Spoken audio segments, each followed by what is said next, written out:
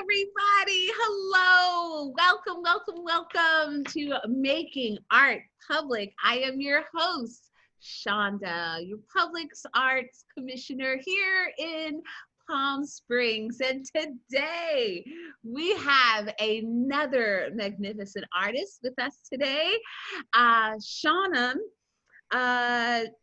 Oh my gosh, I know I'm gonna butcher your name. I'm so nervous about your name because your name is so similar to my name and people mispronounce my name. So I'm like so super self-conscious about mispronouncing your name, but it's so close to my name, so I should be able to mispronounce it. So please tell everyone, how do you articulate your name? Shanah Chomsinsub. And Shanah, how did you become an artist? What made you go on this path of life? I mean, seriously, with an amazing name like that. I don't know. It's just, it's been something that I've always had since a kid. Drawing pictures for friends, using them as trades for candies and, friendship and different pencils and crayons and, toys. Entrepreneur. Yeah. From the beginning, an artist. Huh? So when did your barter and trade system start? How old were you? Oh, I second, third grade. Really? Yeah. So your talent spoke to you that young? Yeah, it was mostly pencil drawings. I used to draw a lot of helicopters and tanks and things like that, and got into the contests at school and the art fairs and things like that, and just kept going with it since then. Where did you grow up? I grew up in Moreno Valley, California. And was there my whole, well, I was born in Paramount, lived in Compton until I was about 5, and then we moved to Moreno Valley, and just going to school there my whole life through high school, and it was all there where it started. And was it was there a specific moment in time that you were like, I'm an artist, I'm going to become an artist? Was there like a eureka moment? Did you see something? Were you influenced by something? What happened? I don't think there was like a set moment that I felt like I had these, I guess, skills. Once I tested out into like the GATE art program, it's like the special art, curriculum at school. I think that's where I started to realize that I had more of a knack for this stuff. So what were some of the first things that you started honing in on to create? Like, what were some of your first drawings? Like I mentioned, like helicopters, tanks, and soldiers. I think that was around like Desert Storm, Desert Shield in the 90s. And I had a lot of influence with that because like me and my friends were all into the G.I. Joes and the, there was a thing called masks or like the Transformers. Like, I don't know what it was about fighting each other all the time or whatever that was, but like that's where I started, and just that's what everybody was into at the time. And then it got into like Ninja Turtles and comic book characters, and I think that's where I just started to keep going. The nostalgia of it is what keeps me motivated to do that stuff. And was that those young upbringings, was that a part of what influenced you to do your bench? I think so. I think part of it, and then just knowing like Palm Springs' culture, like the old Hollywood. Adam West is one of my favorite Batmen. So it just kind of jumped into that. It was just something that just popped in my head. I was like, I'll put Batman on the bench. And did the particular cartoon character influence you in your life to be like some kind of swashbuckling artist, painting all over the different landscapes? I wouldn't consider. I mean, Batman is one of the greatest heroes that people have known, and I couldn't compare myself to him in any kind of way. Are you sure? Come on.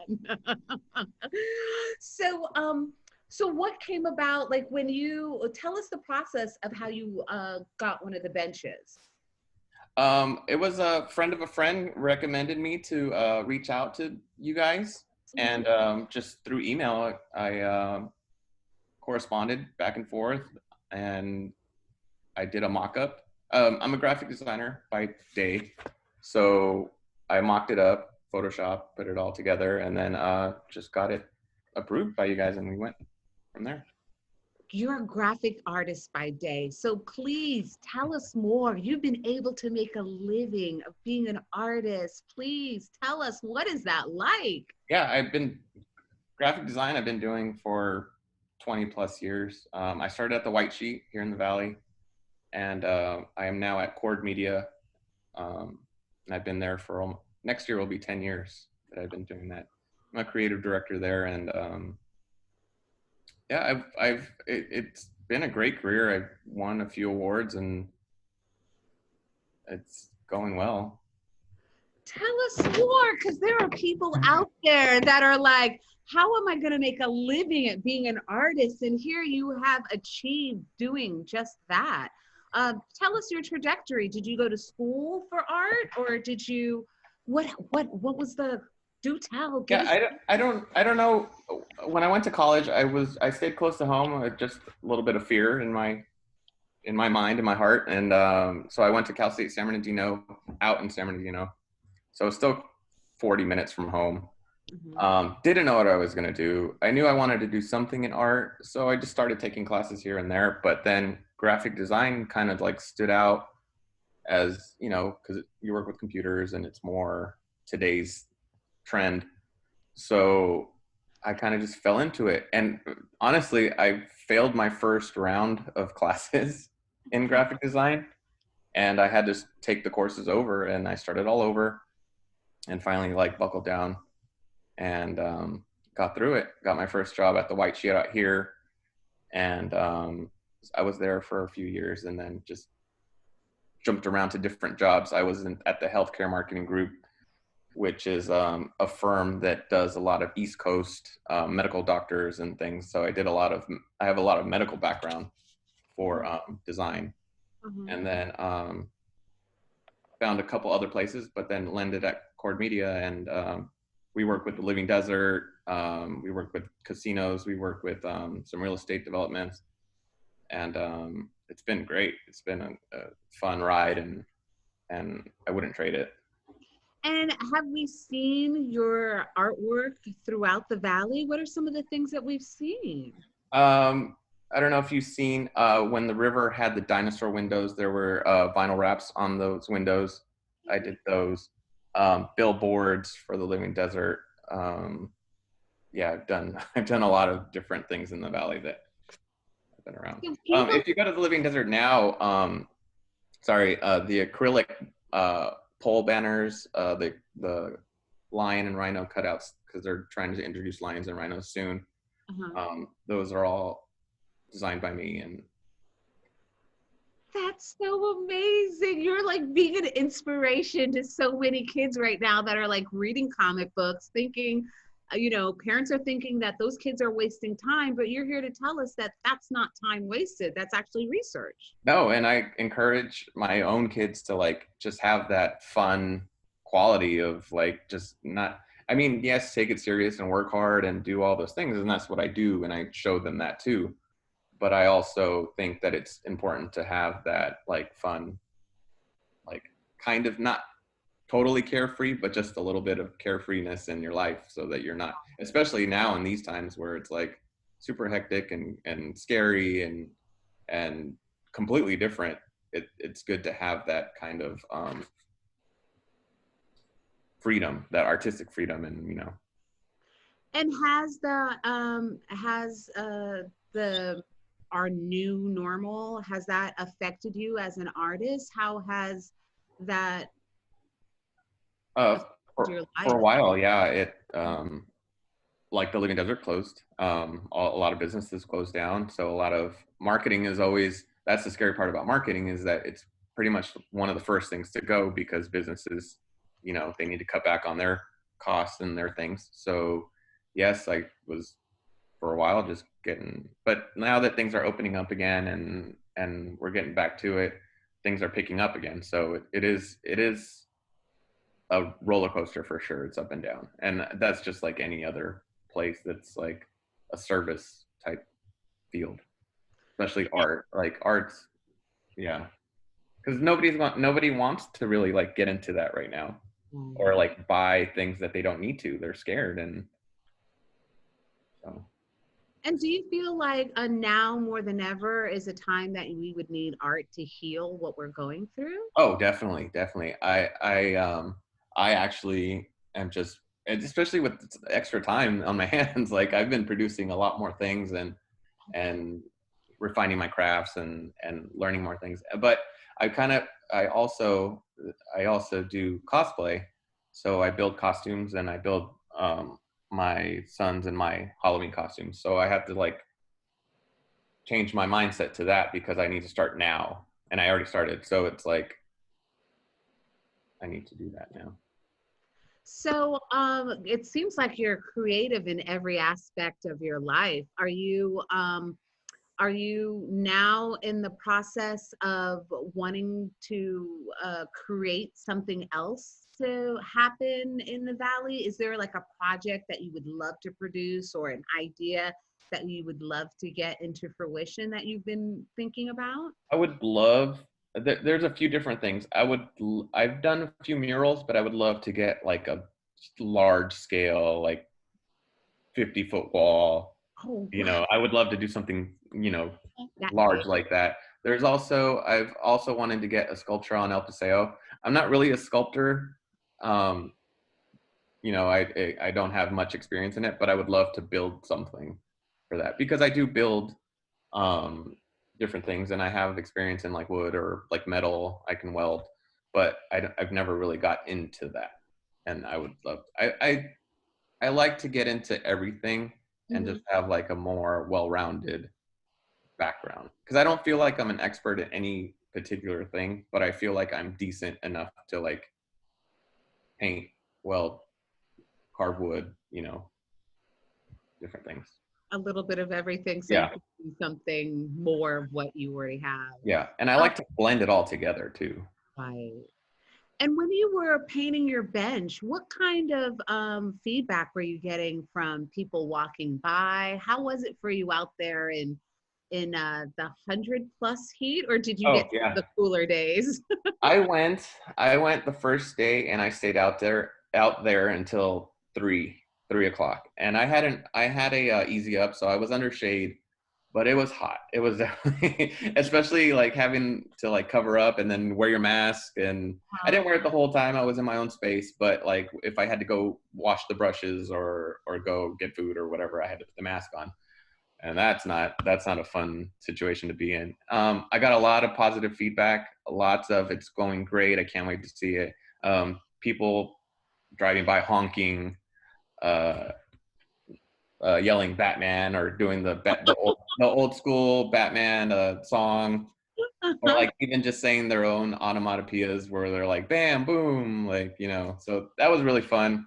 Yeah, lots of great feedback. I posted on my Instagram and got a lot of great comments, and definitely it was definitely a positive experience for sure. And what do you have like a plan for something? I mean, I know that you want to do like a 50-foot mural, but is there, other than doing a mural, is there another project that you would like to do? Right now I'm actually working on a series of different paintings that I'm doing. I don't want to like reveal it so Oh, much because it's still in the my works and I'm still trying to figure it all out. But my plan for this year was to do my own solo show, and just with everything that was going on, it kind of, I felt like it was kind of impossible for this year. But now that things are kind of, you know, there's things that are getting figured out, maybe we could still do it, but we'll see how that turns out. I And also had a piece that was going, I'm sorry, no, go go ahead. ahead. No, Oh, no, no, you. okay. I also had a piece that was going into a museum, to just one piece, but that got shut down too. So I don't know how that's going to work out. It's just kind of. And if there was a word or optimistic phrase or something to live by, what kind of advice would you give up and coming fellow artists? One word or a phrase? One Oh, word. give it to me all. I want to Uh, know.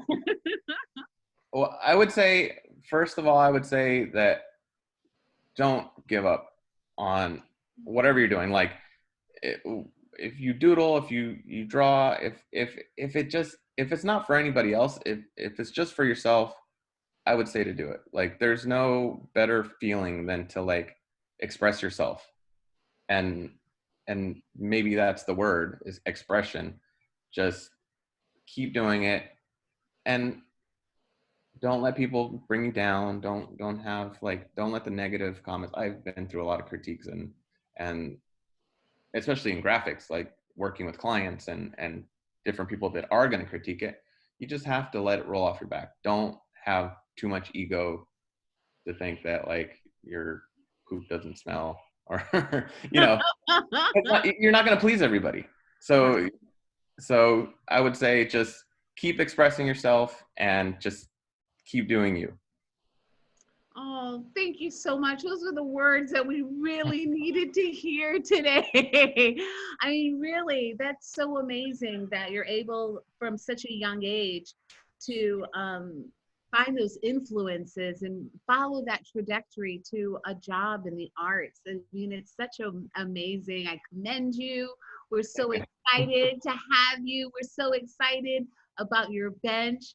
We're excited to see the next generation of artists that you're producing. What's going to come out of your camp? That's going to be pretty, pretty amazing. Your collaborations that you're doing to like put out those amazing, amazing other artists into the world. So we want to thank you so much for joining us today and putting your, please tell everybody, where exactly is your bench located? My bench is on Automado. I can't pronounce the name, but it's right in front of the Hyatt. Perfect. Yeah, and in front of Frank's Arcade. Oh, perfect. So everybody, when you're walking downtown and you're socially distanced with your mask on, yes. have a seat and take a seat and talk to Batman and just hang out in front of the Hyatt and really enjoy this amazing piece of artwork from this glorious, wonderful artist that we have in our Coachella Valley. We can't wait to see more from you. We're looking forward to that 50-foot, now I'm start looking for a wall. So we can get more of your amazing artwork here in Palm Springs. Thank you so much for your time. We really appreciate talking to you. And please keep creating positivity for all of us. We really appreciate you. Thank you very much.